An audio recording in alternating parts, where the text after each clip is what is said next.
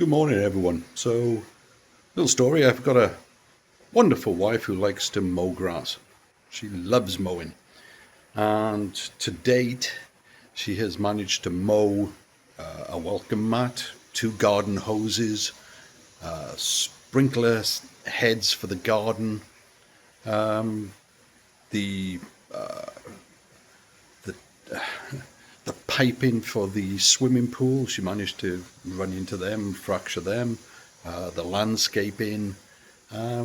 Well, yesterday she managed another perler. She managed to mow the cap for the septic system. Great. So let me just show you. Right. So here's the lovely lawnmower that she likes to get on, and the cat. So yeah, did a wonderful job cutting grass. But then she did this. That white thing is the cap. This is something I quickly made. I'll go over that just to cover it.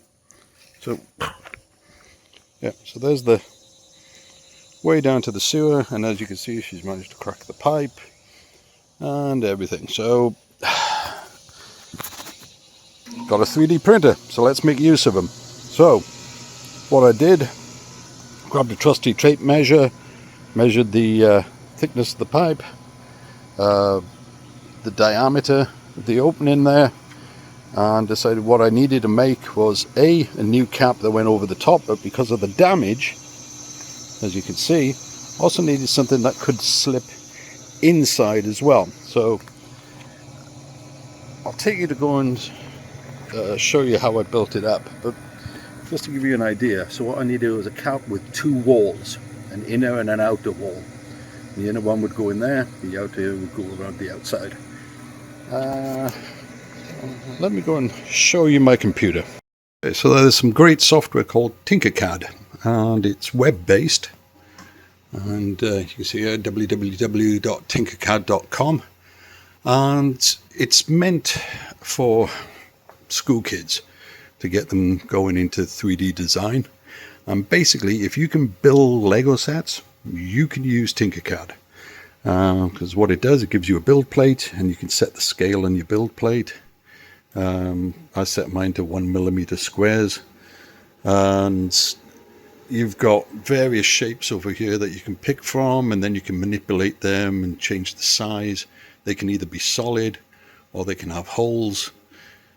So you can put slots and gaps into whatever it is that you're designing. So with the measurements I had, started off with one large cylinder here, the orange one. Then I sank a hole into that, which is what this one is around here, this grayish area. The inner wall, which is the one that's got to go down the hole because of the broken pipe, that's this red one. And then finally, because that was a solid cylinder, I then put another hole, which is this grey one down there, so it leaves me a certain thickness of wall size. So just to spin it around, you can see how that looks. So once you got that, you export it as an STL file, and this is all free, by the way, so it's a great thing to use. And let's have a look. Brought it into my slicer software for the Centauri Carbon, and here you can see how it looks when it's come in. So here's the STL file. So easy enough to print.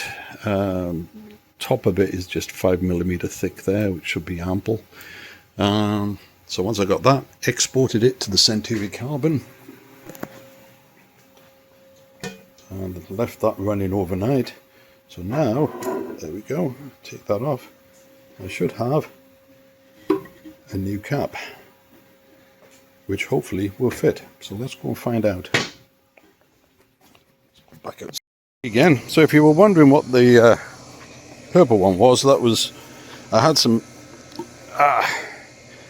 silk PLA left, a little bit of it on the reel, so I just ran off a small section and cancelled it just to make sure that I got the gaps right, which is why it was sat on top of the hole when I then went off and printed the complete thing with a brand new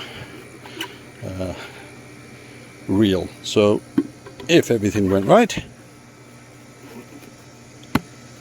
look at that, brilliant, whole new cap. Let me save myself, I don't know, 25 bucks, 30 bucks or whatever. Hopefully the wife won't mow that. In fact, I'll probably go and spray it with some bright white paint. Not that it made much difference there. At least she didn't get that one. But anyway, another practical use for 3D printing. It saved me a few dollars. I just got to pick up these trashy bits and throw them away. Well, thanks for watching.